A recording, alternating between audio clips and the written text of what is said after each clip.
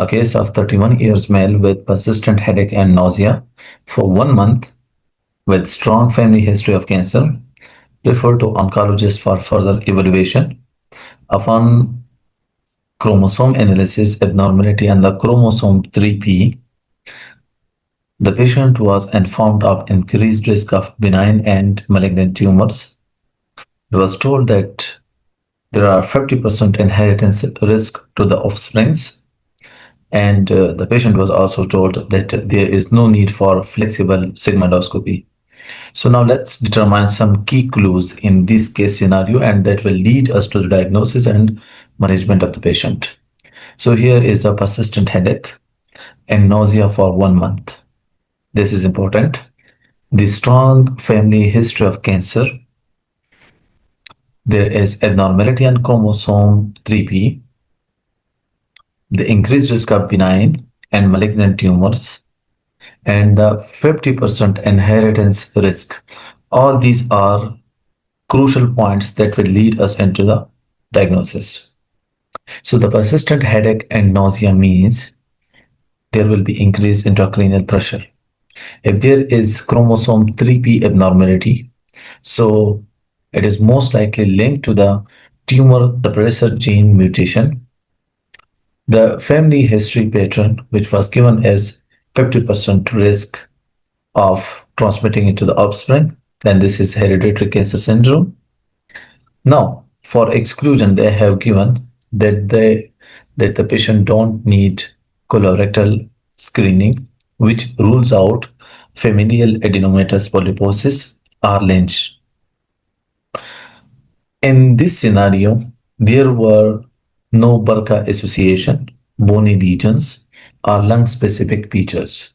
So if in the, let's say for example, in the options of an MCQ, some pathologies associated with BRCA associations or bony lesions or lung-specific, some pathologies are given, so they will be wrong options. So now what is this? This is von Hippel-Lindau disease.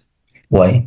Because the tumor suppressor gene mutation on chromosome 3p2526 will cause von Hippel-Lindau disease. This is the autosomal dominant inheritance.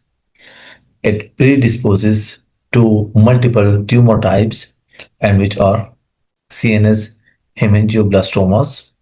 Like in our case, there was persistent headache and nausea, retinal angiomas, clear cell renal carcinoma, pheochromocytomas, and pancreatic neuroendocrine tumors. So all these are important. In the scenario, this was given that the patient is at risk of multiple benign and malignant tumors. So these are the tumors to which the patient of VHL is predisposed to. What are the final takeaways from this case scenario?